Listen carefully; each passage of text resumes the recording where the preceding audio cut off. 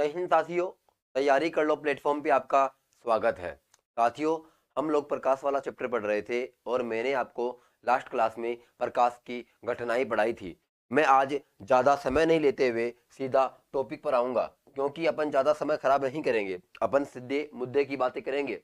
हम लोगों ने कल प्रकाश की घटना में एक नंबर की प्रकाश की घटना पढ़ी थी। उसका नाम था प्रकाश का परावर्तन। क्या नाम था? प्रकाश का परावर्तन। अब ये प्रकाश का परावर्तन क्या होता है, एक बार मैं आपका रिवीजन करा देता हूँ। जब कोई प्रकाश की किरण किसी चिकनी सतह से टकरा करके वापस उसी माध्यम में लौट जाती है, इस घटना को क्या कहते हैं? प्रकाश का परावर्तन कहते हैं। इस घटना को प्रकाश का परावर्तन कहते हैं।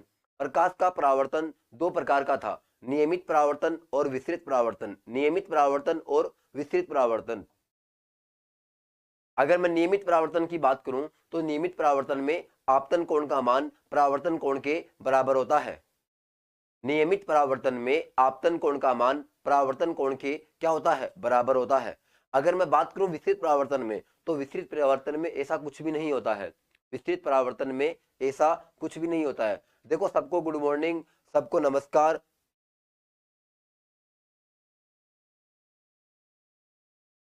आप बस केवल एक बार अपने टॉपिक के ऊपर ध्यान दीजिए। देखो, सबको नमस्कार है, सबको गुड मॉर्निंग है।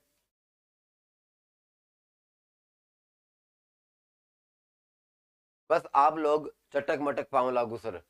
चलो चटक मटक, आपको बहुत बहुत आशीर्वाद। आप निरंतर प्रगतिशील रहे, बहुत अच्छी तरीके से अपनी पढ़ाई करे। और साफ नहीं दिख रहा है? अरे अभी तो कुछ लिखा ही नहीं, दिखाई कहाँ से देगा? लिखा ही नहीं मैंने कुछ अभी तक। देखो, अब हम आगे चलते हैं। मैंने कल आपको प्रकाश का परावर्तन बताया था। परावर्तन में दो नियम होते हैं। पहला नियम क्या था? पहला नियम यह था कि आपतित किरण, परावर्तित किरण तथा अभिलंब तीनों एक ही तल में होते हैं। तीनों क्या होते हैं? एक ही तल में होते हैं। दूसरा नियम क्या लिखाया था? आपतन कोण का मान परावर्तन कोण के क्या होता है? बराबर होता है। अब अपन बात करते हैं आज 2 नंबर पे।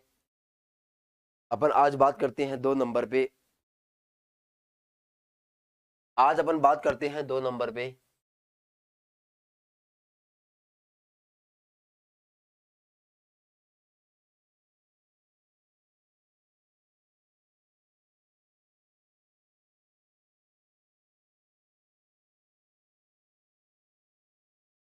प्रकाश का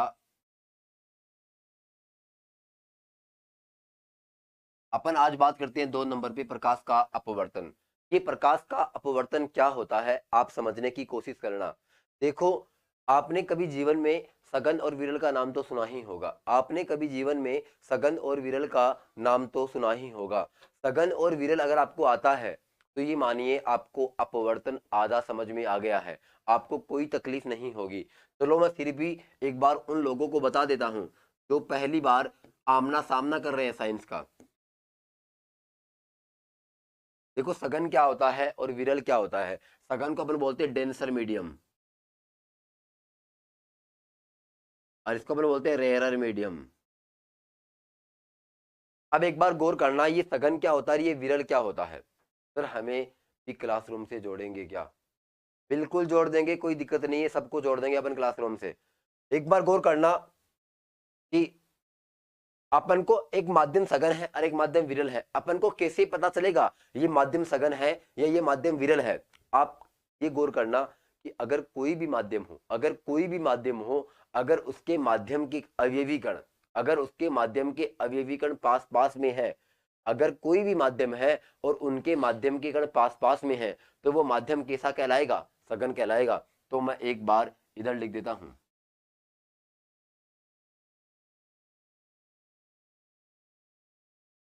अगर मैं बात करूं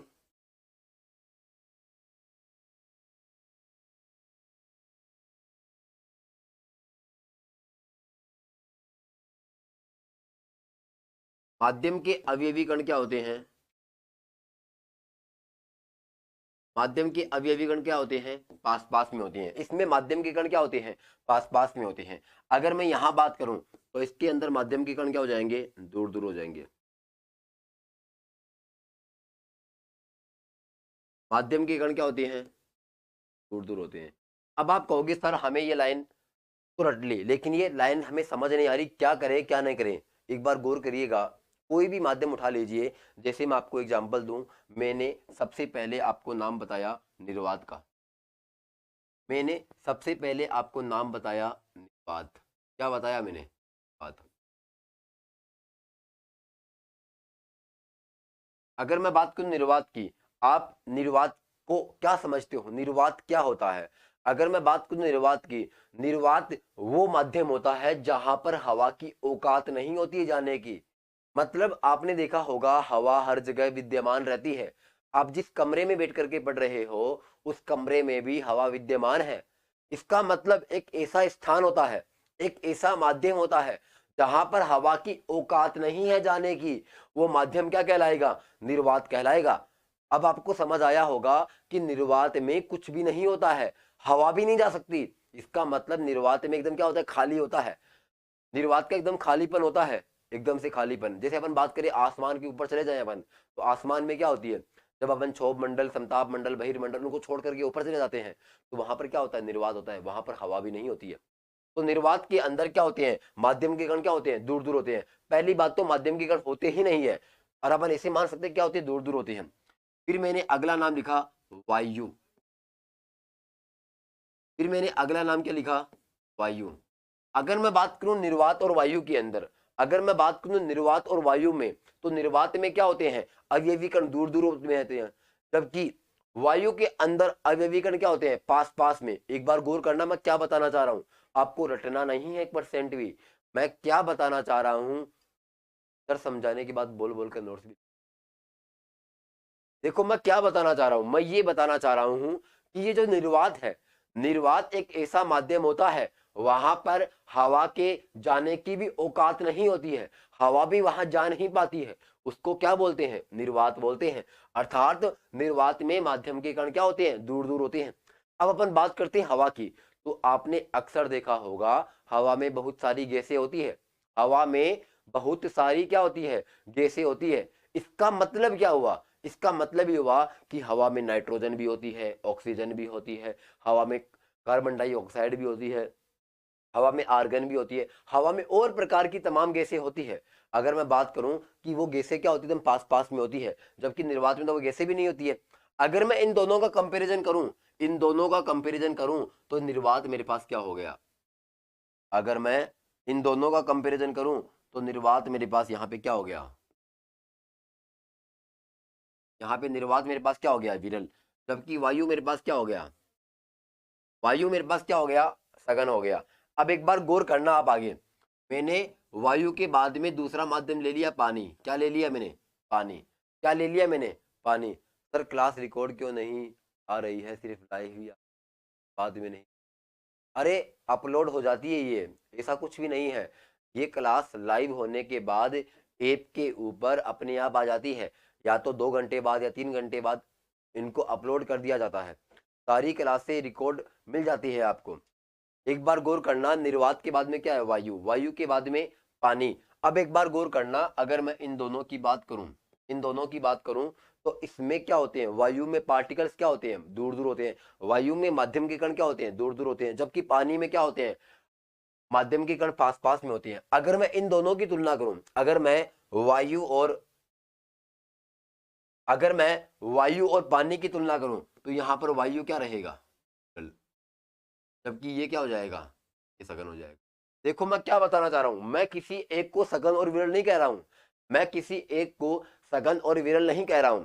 आपको ध्यान रखना है मैं क्या बता रहा हूं, आपको हमेशा तुलना करके बताना होता है। यहां पर वायु क्या हो जाएगी, विरल, जबकि पानी क्या हो जाएगा, सघन। ऐसा क्यों किया मैंने, गौर करिएगा आप। अगर मैं इन दोनों की तुलना करूं, तो मुझे पता चलेगा कि पानी में माध्यम के कण क्या होते हैं, पास पास में होते हैं, पानी में माध्यम के कण क्या होते हैं, पास पास में। वायु में क्या होते हैं, दूर दूर, और जिसमें दूर दूर होते हैं वो क्या होता है, विरल। ये क्या हो गया, सघन।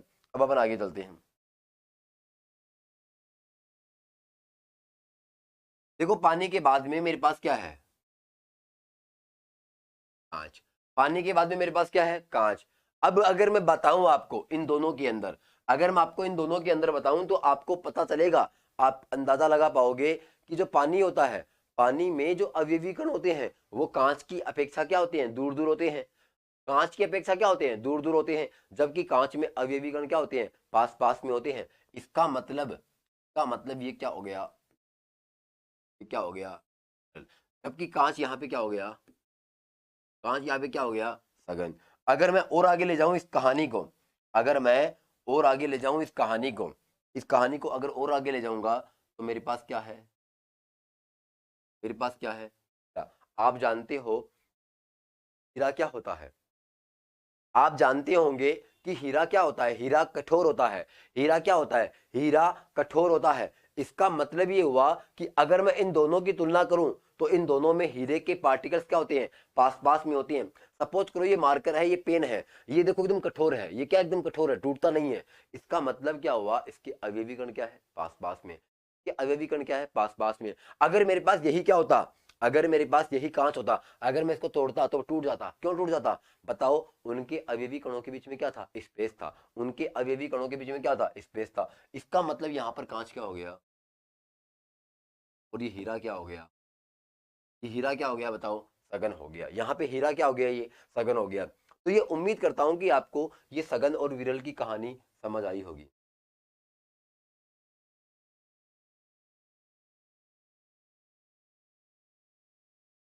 ये सघन और विरल की कहानी आपको समझ में आई होगी। ये सगन और विरल की कहानी थी, ये सगन और विरल की कहानी आपको समझ में आई होगी। अब एक बार गौर करना, ये तो था केवल सगन और विरल। अब मुझे एक चीज बताना, मैं आपको कुछ कॉन्सेप्ट बताना चाहता हूं। आपने एक नाम सुना होगा घनत्व का, एक नाम सुना होगा आपने घनत्व का। अब मैं एक चीज बताता हूं आपको, घनत्व कहाँ कम होता है और कहाँ ज्यादा होता है। अपन बात करते हैं घनत्व की, घनत्व कहाँ कम होता है, कहाँ ज्यादा होता है। देखो,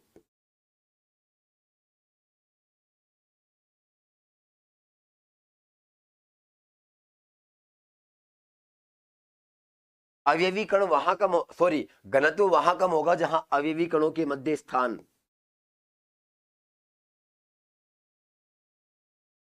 अवयवी कणों के मध्य स्थान क्या हो, ज्यादा हो। अवयवी कणों के मध्य स्थान क्या हो, ज्यादा हो। अगर मैं बात करूं ज्यादा कहां होगा, जहां अवयवी कणों के मध्य स्थान क्या है, वो क्या कहलाएगा, वो मेरे पास माध्यम क्या कहलाएगा, ज्यादा हो जाएगा। मतलब उसका घनत्व क्या हो जाएगा, ज्यादा हो जाएगा। आ गई सर नोट्स, आ गई सर। अच्छा, समझ में आ गया क्या आपको। देखो नोट्स क्या है, नोट्स यही तो है, आपको पीडीएफ में मिल जाएगा नोट्स, आप उसको उतार लेना बाद में। अभी एक बार समझने पर फोकस करो आप। देखो घनत्व क्या होता है, जिनके अवयवी कणों के बीच में स्पेस ज्यादा होगा वो क्या हो जाएगा, उसका घनत्व कम हो जाएगा, उसका घनत्व क्या हो जाएगा, कम। और जिनके अवयवी कणों के बीच में स्थान ज्यादा होता है, क्या होता है, ज्यादा होता है। अवयवी कणों के बीच में स्थान क्या होता है, ज्यादा, वहां पर घनत्व क्या होता है, कम। और जहां पर अवयवी कणों के बीच में स्थान कम होता है वहां पर घनत्व क्या होगा, ज्यादा होगा। अगर मैं इस मार्कर को पानी में डुबोता हूं तो वो पानी में क्या हो जाएगा, डूब जाएगा। इसका मतलब इस ठोस का घनत्व है उस पानी से क्या है, ज्यादा है, तभी तो डूबा है वो। लेकिन एक चीज याद रखना आप, जब आप बर्फ को पानी में डुबोते हो, बर्फ भी एक प्रकार की क्या है, ठोस है। और पानी क्या है, पानी है मतलब द्रव के रूप में है। जब आप बर्फ को पानी में गिराते हो तो बर्फ डूबती नहीं है, ये एक अपवाद है। आप ऐसा भी कह सकते हो कि जो ठोस होते हैं, आप ऐसा भी कह सकते हो कि ठोसों का घनत्व क्या होता है, ज्यादा होता है। ठोसों का घनत्व क्या होता है, ज्यादा होता है। द्रव या गैस का घनत्व क्या होता है, कम होता है। द्रव या गैसों का घनत्व क्या होता है, कम होता है। ये अपने पास क्या है, कुछ कॉन्सेप्ट थे, आपको समझ में आए होंगे। अब मैं आपको एक लास्ट बात और बताता हूं, लास्ट बात और बताता हूं।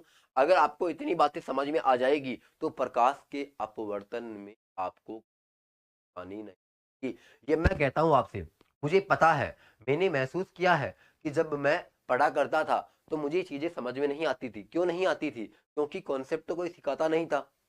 किताबों में जो लिखी रहती थी लाइनें सीधे आप करके मास्टर छाप देता था। तो ये चीजें क्या होती थी, बहुत मुश्किल से समझ में आती थी। और बाद में हम पढ़ाई में उतने होशियार नहीं होते हैं कि हमारा आईक्यू लेवल उतना तेज नहीं होता है कि हम हर चीज एक बार में पकड़ जाए। तो हमें बहुत मेहनत करनी पड़ती है। 21,000 क्वेश्चन वाली बुक कब तक आएगी, देखो जल्दी आ जाएगी। आप जो बोल रहे हो ना उसके ऊपर काम चल रहा है, बहुत जल्दी आने वाली है बुक। देखो ये अपने पास क्या है, प्रकाश का अपवर्तन है, मैंने आपको समझाया। अब एक बार गौर करना आप, सपोज करना एक बार आप,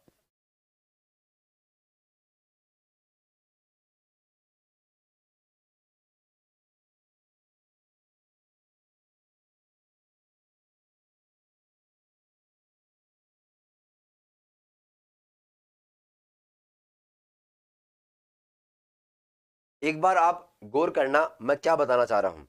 अपन बात कर रहे हैं कहां पर,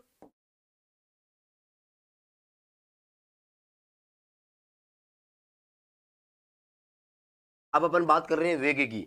वेग कहाँ कम होगा और कहाँ ज्यादा होगा, वेग कहाँ कम होगा और कहाँ ज्यादा होगा। एक बार गौर करना, सपोज करना कि आप अपने घर से कोचिंग की तरफ जाते हो। एक बार केवल सपोज करना आप, सपोज करना ये मेरा घर है, होम हो गया, मैं कोचिंग की तरफ जाता हूं, ये मेरी कोचिंग है, सॉरी, आप अपने घर से जाते हो। जब आप घर से मोटरसाइकिल लेकर के निकलते हो तो आपको पता होगा कि जैसे ही आप हाईवे पर चढ़ते हो, जैसे ही आप हाईवे पर चढ़ते हो आपको वहां पर भीड़ कम मिलती है, तो आपकी स्पीड क्या हो जाती है, ज्यादा हो जाती है। आपकी मोटरसाइकिल की स्पीड क्या हो जाती है, ज्यादा हो जाती है। इसका मतलब जहां पर भीड़ कम होती है, अर्थात जहां पर अवयवी कण पास पास में होते हैं, जहां पर अवयवी कण पास पास में होते हैं वहां पर स्पीड क्या होगी, ज्यादा होगी, सॉरी, वहां पर स्पीड क्या होगी, जहां पर अवयवी कण क्या होंगे, दूर दूर होंगे, सॉरी, जहां भीड़ कम होगी वहां पर आप स्पीड क्या करते हो, ज्यादा रखते हो। जैसे मैं बात करूं हाईवे की, हाईवे के ऊपर ज्यादा भीड़ नहीं रहती है, तो आपकी स्पीड मोटरसाइकिल की क्या रहती है, ज्यादा रहती है। इसका मतलब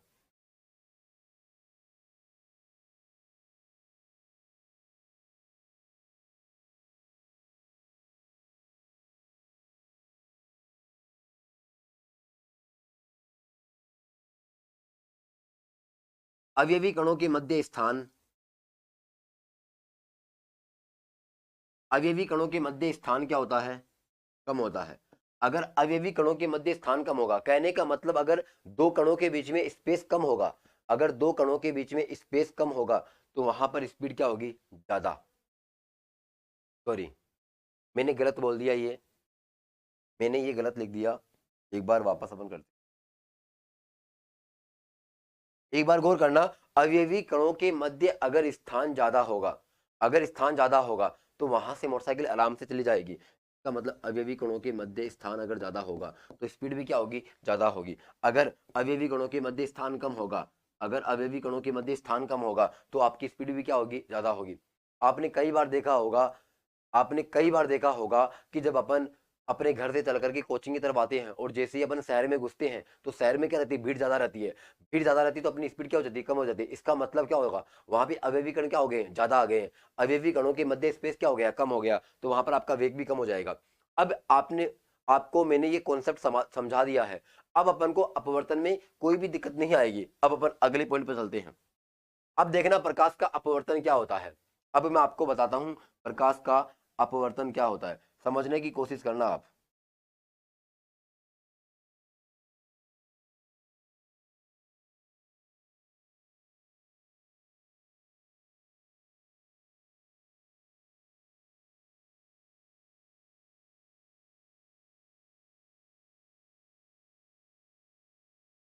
देखो प्रकाश का अपवर्तन क्या होता है।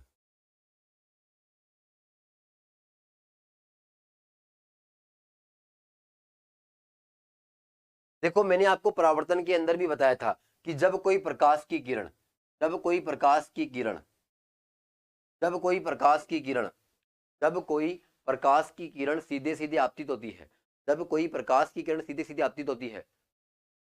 आप गलत बोल रहे हो। क्या गलत बोल रहा हूँ सिमरन जी, सर कल हिस्ट्री कल्चर एंड कंप्यूटर की क्लास की नहीं थी क्या। देखो अपने पास क्या है, ये अपने पास क्या है, एक सतह है। मैंने क्या कहा कि जब कोई प्रकाश की किरण मैं सीधे सीधे आपतित करता हूं तो वो क्या हो जाएगी बताओ, वो सीधे सीधे निकल जाएगी। वो क्या होगी बताओ, सीधे सीधे निकल जाएगी। लेकिन, लेकिन जब मैं कोई प्रकाश की किरण को, जब मैं कोई प्रकाश की किरण को किसी कोण पर आपतित करूंगा, जब मैं कोई प्रकाश की किरण को किसी कोण पर आपतित करूंगा, एक बार गौर करना, यहां पर ऊपर वाला माध्यम कैसा है, यहां पर ऊपर वाला माध्यम है सघन, यहाँ पर ऊपर वाला माध्यम कैसा है, सघन, और यहाँ पर नीचे वाला माध्यम क्या है, जल। अब आपको पता होगा कि प्रकाश का वेग या फिर प्रकाश की किरण ऐसे आ रही है। अब इसको वास्तव में देखो ऐसे जाना चाहिए था, इसको वास्तव में ऐसे सीधे जाना चाहिए था, इसको वास्तव में ऐसे सीधे जाना चाहिए था, लेकिन क्या होगा कि ये सीधे नहीं जाकर के क्या हो जाएगी बताओ, ये थोड़ी सी अभिलंब से दूर हट जाएगी, ये थोड़ी सी क्या हो जाएगी बताओ, अभिलंब से दूर हट जाएगी, ये थोड़ी सी क्या हो जाएगी बताओ, अभिलंब से दूर हट जाएगी। क्यों हट जाएगी? आपको पता होगा सघन माध्यम में प्रकाश का वेग क्या होता है, कम होता है, जबकि विरल माध्यम में प्रकाश का वेग क्या होता है, ज्यादा होता है। जैसे ही सघन माध्यम में प्रकाश का वेग ज्यादा होगा, जैसे ही विरल माध्यम में प्रकाश का वेग ज्यादा हो जाएगा, तो ये क्या करेगी, इस रेखा से क्या हो जाएगी बताओ, दूर हट जाएगी। इस कोण को अपन क्या बोलते हैं, आर, और इस कोण को अपन क्या बोलते हैं, आई। अब एक बार मैं बता देता हूं कि यहां पर ये क्या था मेरे पास, यहां पर ये मेरे पास क्या था बताओ, अभिलंब। ये मेरे पास क्या था बताओ, अभिलंब। यहां पर ये मेरे पास क्या था बताओ, अभिलंब। अगर मैं बात करूं यहां पर ये क्या है मेरे पास, ये मेरे पास है आपतित किरण। ये मेरे पास क्या है, आपतित किरण। अगर मैं यहां पर बात करूं, ये मेरे पास क्या है, अपवर्तित किरण। ये मेरे पास क्या है बताओ, अपवर्तित किरण। अगर मैं बात करूं, ये मेरे पास क्या है, समतल सतह है। एक बार गौर करना, यहां पर मैं अगर बात करूं ये कोण आई क्या है, तो मैं यहां पे लिख देता हूं कोण आई क्या है।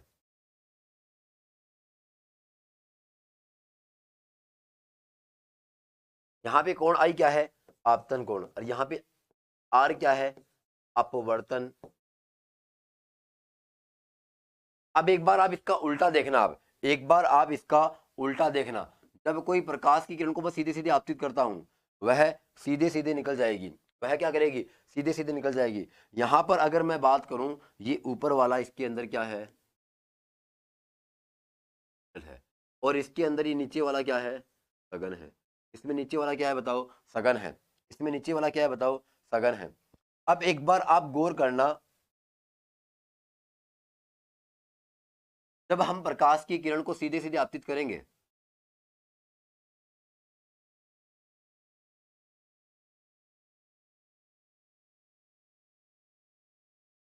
जब हम प्रकाश की किरण को सीधे सीधे आपतित करेंगे, तो इसको वास्तव में देखना एक बार आप, वास्तव में इसको ऐसे जाना चाहिए था, इसको वास्तव में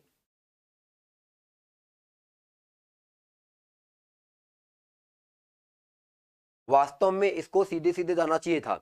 लेकिन एक बार गौर करना, शुरुआत में क्या था, शुरुआत में क्या था बताओ, ऊपर माध्यम कैसा था, विरल था, नीचे माध्यम कैसा है, सघन है। ऊपर माध्यम विरल था, नीचे माध्यम क्या है, सघन है। देखो सुरेश जी, मैंने आपको बताया था शुरुआत में, देखो एक बार दोबारा मैं स्लाइड दिखाता हूं पिछली।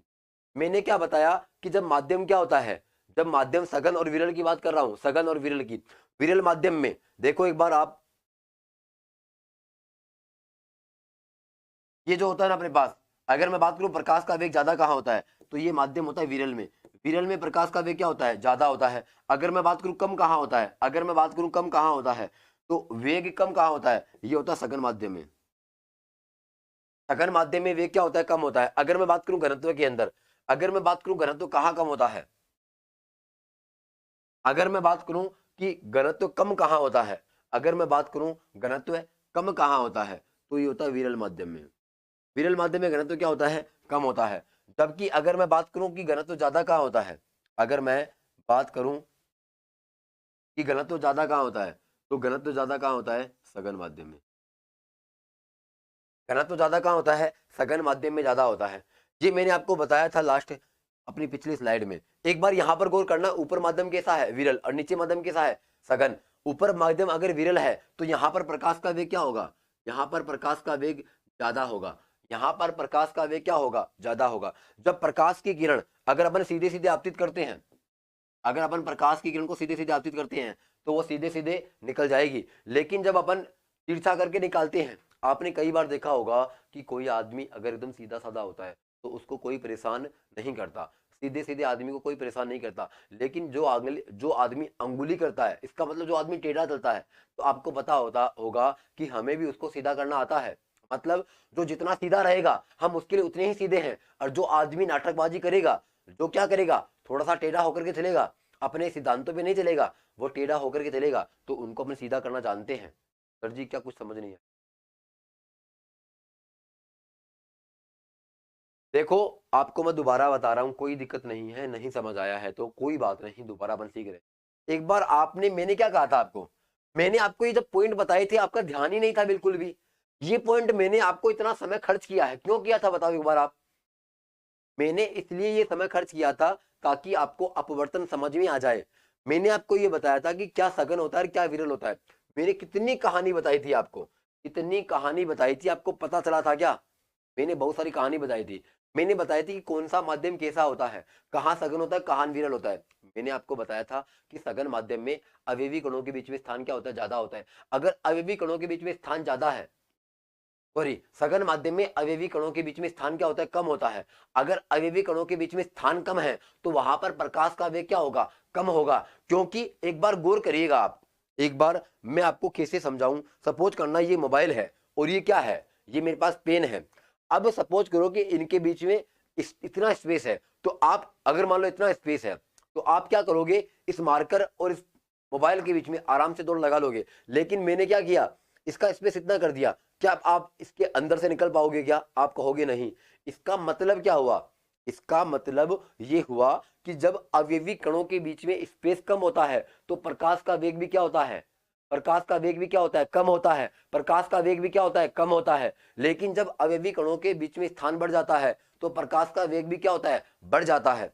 अब एक बार इस घटना को देखिएगा आप, जब वेग वेग कब ज्यादा होता है, कब कम होता है, जब स्थान कम होता है, या फिर जब वेग कम होता है। वेग कम कहाँ होगा बताओ, सघन में, और वेग ज्यादा कहाँ होगा, विरल में। अब एक बार वापस आते हैं अपन यहाँ पे, आपका ध्यान ही नहीं है, आपका ध्यान ही केवल कमेंट करने के अंदर है। देखो अगर मैं बात करूं, ये आपतित किरण है मेरे पास, ये क्या है, आपतित किरण है। जब कोई प्रकाश की किरण को, जब कोई प्रकाश की किरण को अगर अपन तिरछे आपतित करते हैं, अगर अपन प्रकाश की किरण को तिरछे आपतित करते हैं तो सघन माध्यम में प्रकाश का वेग क्या होता है। Okay Mohit ji, okay okay okay, समझ गया मैं इनकी भावनाओं को। देखो, जब कोई प्रकाश की किरण को हम अगर तिरछे आपतित करते हैं, सघन माध्यम में प्रकाश का वेग क्या होता है, कम होता है। और जैसे ही अगले माध्यम में जाएगी, प्रकाश का वेग क्या होगा, बढ़ जाएगा। प्रकाश का वेग क्या होगा, बढ़ जाएगा। जब प्रकाश का वेग बढ़ जाएगा, जब प्रकाश का वेग बढ़ जाएगा तो ये प्रकाश की किरण क्या होगी, अविलंब से दूर हट जाएगी। प्रकाश की किरण अविलंब से दूर हट जाएगी। इसका उल्टा देखो यहां पर, जब कोई प्रकाश की किरण, जब कोई प्रकाश की किरण विरल माध्यम से सघन माध्यम में जाती है, इस माध्यम से किस माध्यम में, विरल माध्यम से सघन माध्यम में जाती है, तो क्या होता है, शुरुआत में उसमें प्रकाश का वेग क्या होता है, ज्यादा होता है। शुरुआत में प्रकाश का वेग क्या होता है, ज्यादा होता है। लेकिन बाद में क्या होता है, बाद में उसको माध्यम सघन मिलता है। बाद में उसको माध्यम कैसा मिलता है, सघन मिलता है। जैसे ही सघन मिलेगा, ये अपनी प्रकाश की किरण को क्या करेगी, केंद्र की ओर झुका लेगी, सॉरी, इस अभिलंब की ओर झुका लेगी।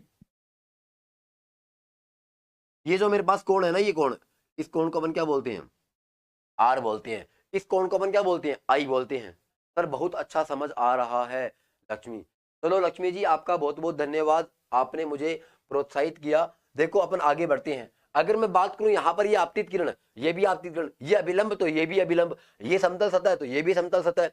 अगर ये अभिलंब तो ये भी अभिलंब। अगर मैं बात करूं ये आपतन कोण, तो सॉरी, ये अपवर्तन कोण तो ये भी अपवर्तन कोण। अगर ये आपतन कोण तो ये भी आपतन कोण। अगर मैं बात करूं कि ये मेरे पास क्या होता है, ये मेरे पास अपवर्तन कोण होता है और इसमें वो अभिलंब की ओर झुक जाता है। एक बार गौर करना, अब आप एक बार गौर करना आप इसमें। अगर मैं इस डायग्राम की बात करूं, डायग्राम की बात करूं, डायग्राम में कोण आई, इस डायग्राम में कोण आई, कोण आर से क्या होता है, अगर आप ढंग से देखोगे ना इस डायग्राम को, अगर आप इस डायग्राम को ढंग से देखोगे, अच्छा समझ आ रहा है सर जी, ओके ओके ओके।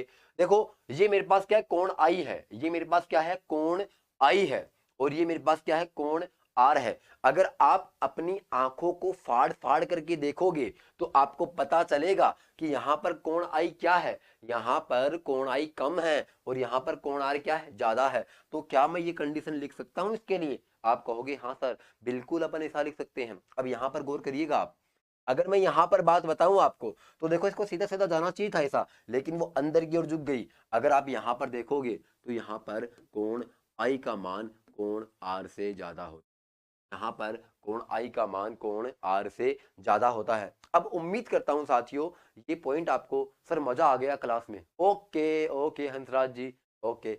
देखो मैंने आपको बता दिया कि अपवर्तन क्या होता है क्या नहीं होता है।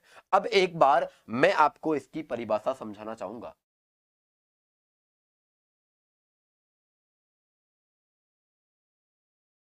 मैं एक बार आपको इसकी परिभाषा लिखा देता हूं, क्या अपवर्तन होता है।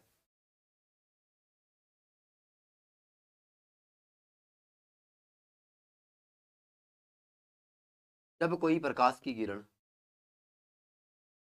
जब कोई प्रकाश की किरण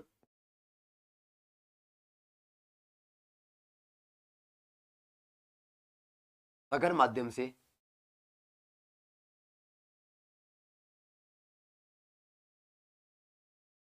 सघन माध्यम से विरल माध्यम में जाती है तो,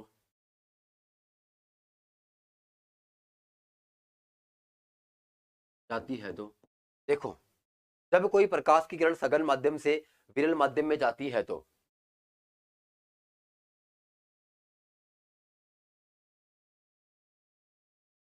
अभिलंब से दूर हट जाती है, अभिलंब से दूर हट जाती है। इसके विपरीत,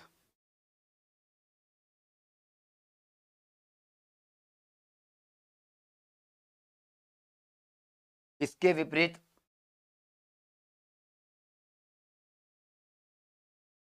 जब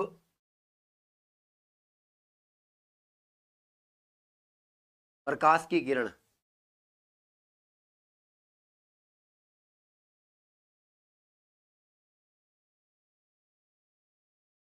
विरल माध्यम से सघन माध्यम में जाती है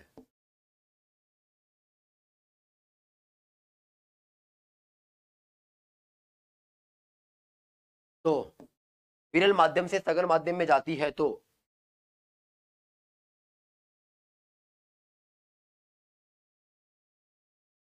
अभिलंब की ओर झुक जाती है, अभिलंब की ओर झुक जाती है।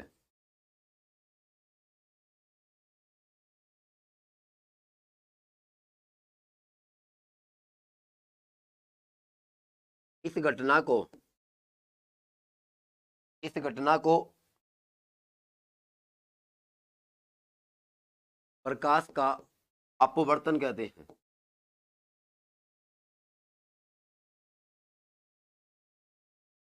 इस घटना को प्रकाश का अपवर्तन कहते हैं।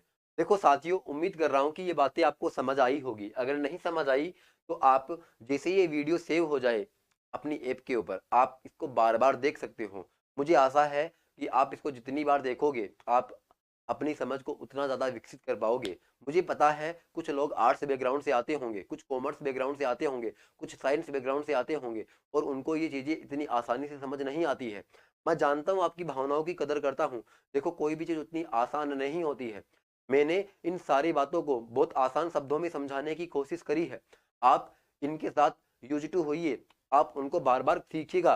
अगर नहीं समझ आए तो बताना, मैं आपको दोबारा कोशिश करने की कोशिश करूंगा। लेकिन अब अपन आगे बढ़ते हैं। ये मेरे पास परिभाषा थी, आपको समझ आया होगा। सर कट रहा है पूरा स्क्रीन ताकि दिखाई दे।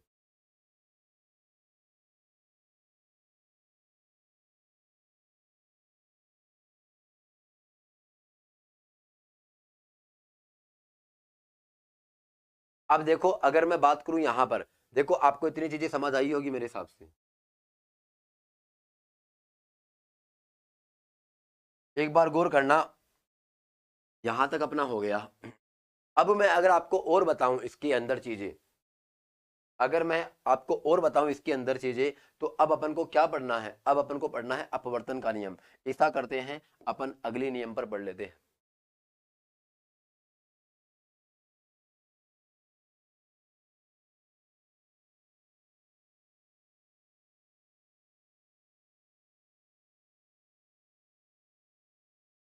अपवर्तन के नियम में पहला नियम क्या है, अपवर्तन के नियम में पहला नियम क्या है।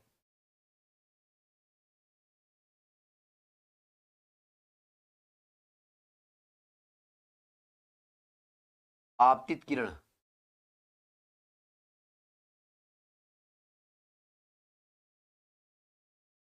अपवर्तित किरण का अविलंब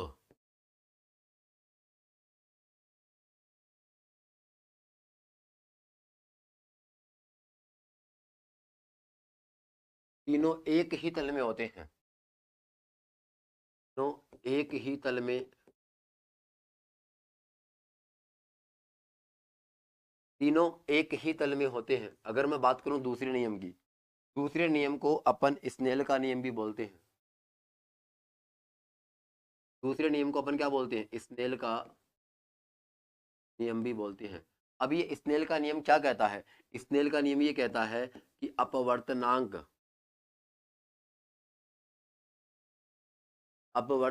म्यू बराबर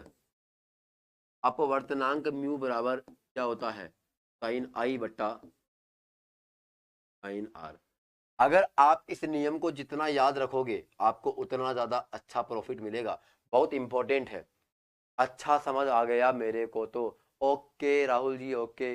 अच्छा समझ आ गया, अच्छा समझ आ गया, अच्छा समझ आ गया। सर मेरा आदेश है जी। बोलिए आपका क्या आदेश है? हंसराज नहीं, हंसा है। ओके, हंसराज नहीं है तो कोई दिक्कत नहीं। सर फिजिक्स हमारा सब्जेक्ट है। सर मेरा नाम हंसराज नहीं, हंसा है। एक बार गौर करिए ये अपवर्तन के नियम कैसे समझने हैं। एक बार अपन पिछली स्लाइड पर चलते हैं। पिछली स्लाइड पर चलते हैं, आपको अपवर्तन का नियम समझ आएगा। मैंने क्या कहा?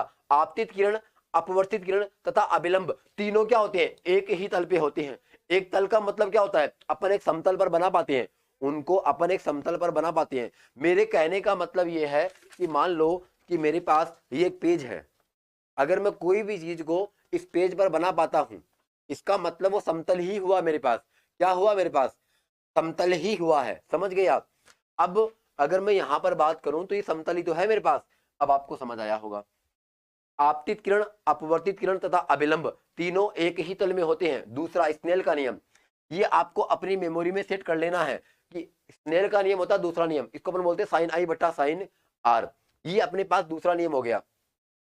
अब अपन अगला टॉपिक पढ़ते हैं। इसी के अंदर अपन बात करते हैं अपवर्तन के उदाहरण।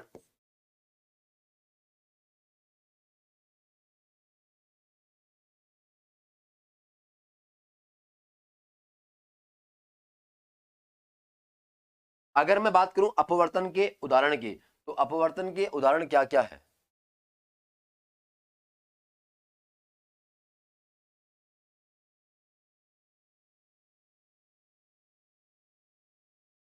देखो मैं बात करूं अपवर्तन के उदाहरण की, तो अपवर्तन के उदाहरण में पहला कौन सा है मेरे पास? आप साथ साथ में लिखते रहिए। अगर समय का अभाव रहेगा तो कल समझा दूंगा, लेकिन अपने नोट्स बन जाएंगे। पहला है तारों का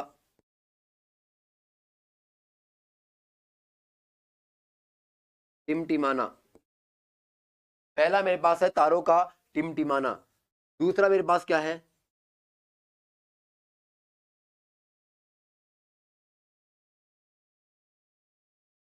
कांच में के गिलास में रखी पेंसिल का उड़े हुए दिखाई देना।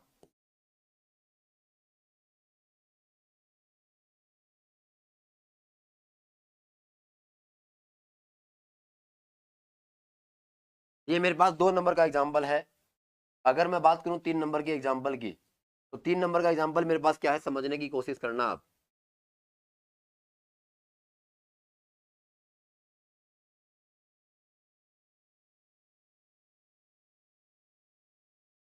समुद्र का या किसी हौद का पेंदा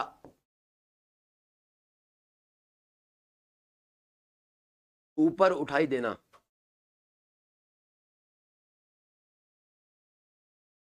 ऊपर उठा दिखाई देना। अगर मैं बात करूं 4 नंबर के एग्जाम्पल की,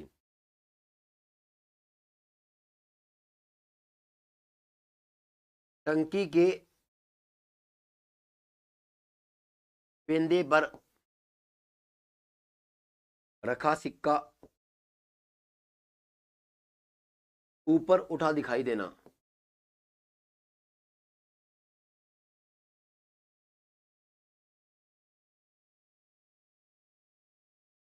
ये मेरे पास क्या है? एग्जाम्पल है। अगर मैं और बात करूं एग्जाम्पल की, तो मेरे पास 5 नंबर का एग्जाम्पल मेरे पास क्या है,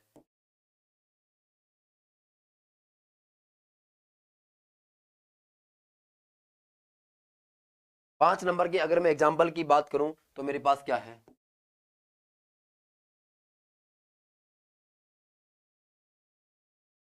सूर्योदय व सूर्यास्त के समय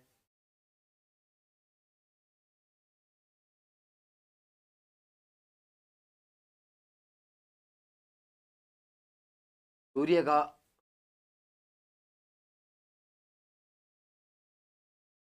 2 मिनट पहले व 2 मिनट बाद तक दिखाई देना।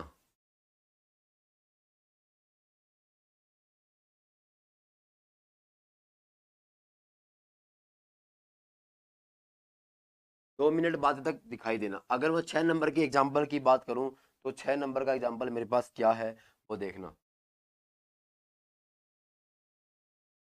सूर्य का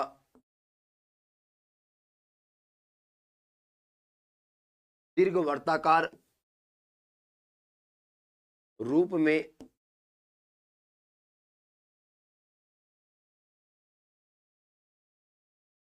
दिखाई देना। देखो मैंने यहाँ पर कुछ एग्जांपल्स लिखे हैं, ये मैंने पहले नियम लिखे थे, पहले मैंने क्या लिखे थे, नियम लिखे थे, फिर मैंने इसके एग्जांपल लिखे हैं। अब मैं आपको बारी बारी से ये एग्जांपल समझाता हूँ। नेक्स्ट स्लाइड पे देखना एक बार आप।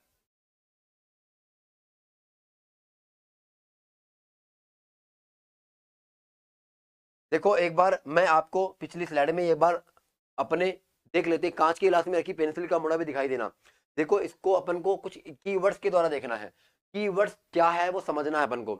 देखो जब कभी भी कोई भी जब कभी भी कोई भी स्थिति अगर उसकी वास्तविक स्थिति से अलग दिखाई दे तो उसमें अपन को क्या करना है, अपवर्तन करना है।